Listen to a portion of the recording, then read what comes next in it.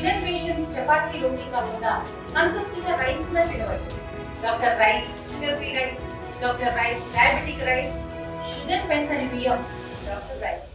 ఈ రోజు చాలా విశేషమైనటువంటి రోజు. ఎందుకనగా తొలి ఏకాదశి.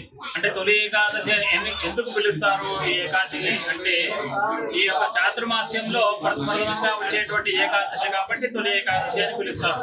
అదే విధంగా ఈ యొక్క ఏకాదశికి ఇంకొక పేరు కూడా ఉన్నది. ఏంటి అది అంటే శయన ఏకాదశి అని అంటారు. శయన ఏకాదశి అంటే ఈ రోజు స్వామివారు పడుకొని ఉత్తాన ద్వాదశి అని వైకుంఠ ఏకాదశి రోజు వస్తుంది కదా, ఆ వైకుంఠ ఏకాదశి మంత రోజున ఉత్తాన ద్వాదశి అంటారు. ఆ ఉత్తాన ద్వాదశి రోజున స్వామివారు లేచి అందరికీ ప్రతి ఒక్క భక్తునికి కూడా దర్శనమిచ్చి స్వామివారికి అనుగ్రహం కలుగుతుంది. అదే విధంగా ఈ యొక్క ఏకాదశి రోజున ఉపవాసం ఉండి అన్న ప్రసాదాలు స్వీకరించకుండా ద్వాదశి రోజున ఇంట్లో నిత్యార్చన చేసుకొని స్వామివారికి టెంకాయ కొట్టి నైవేద్యం చేసి చేసినటువంటి పంచభక్షాలు ప్రమాణాలు చేసి స్వామివారికి నైవేద్యం చేసి ఆ తీర్థము ఆ ప్రసాదం తీసుకుంటే ఆ సంపూర్ణమైనటువంటి ఏకాదశి చేసినటువంటి ఫలితం. అదే విధంగా ఈరోజు ఒక్కరోజు ఉపవాసం ఉంటే 12 ఏకాదశులు చేసినటువంటి పుణ్య ఫలితం అనేది కలుగుతుంది.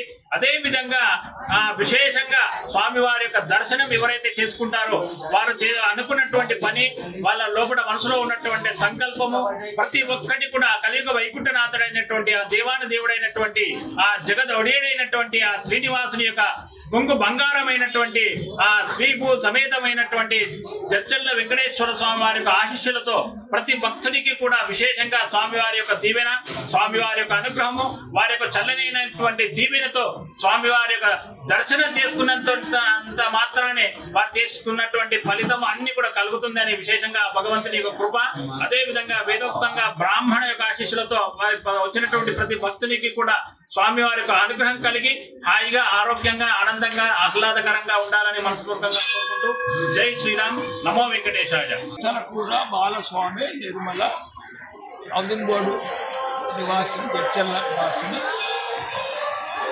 మనకు ఈ తొలి ఏకాదశి లాంఛనం సాంప్రదాయం ఎందుకు వచ్చిందంటే పూర్వము మకాసురుడు అనే రాక్షసుడు తపోబలం చెట్ట మహాబలవంతుడు దేవతలను సైతము ఆయన అదుపులో పెట్టుకొని పూజించేవాడు ప్రజలను, దేవతలను.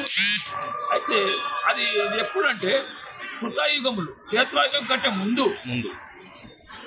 అయితే శ్రీ మహావిష్ణువు కొన్ని సంవత్సరాలు యుద్ధము చేసి అలసిపోయి గుహలో రాసుకున్నాడు. అప్పుడు ఆయన మనోసంకల్పం నుంచి ఏకాదశి అనే బాలికను సృష్టించి పుట్టుకతోనే ఆకాశునిపై ఘోర యుద్ధం చేసి అంతం చేసింది. అయితే శ్రీ మహావిష్ణువు అందుకు ఆమెను నీకేమైనా ఇష్టమైన కోరికను కోరుకోమని అంటే ఏమి లేదు స్వామి, నీకు ప్రీతికరమైన రోజు నిత్యము ప్రజలందరూ మానవులు మొత్తము ఒకరోజు చేసుకోవాలి, జ్ఞాపకం నన్ను మర్చిపోకుండా నా గురించి సరే అని చెప్పి ఏకాదశి అప్పటి నుంచి ఏకాదశి అని నీకు పేరు అని చెప్పి మనకు సాంప్రదాయంగా వస్తున్నది. తెలుగులో న్యూస్ కి ఫాస్టెస్ట్ యాప్ ఇప్పుడు టోటల్లీ న్యూ అవతార్లో జస్ట్ 5 సెకండ్స్ లో కంప్లీట్ న్యూస్.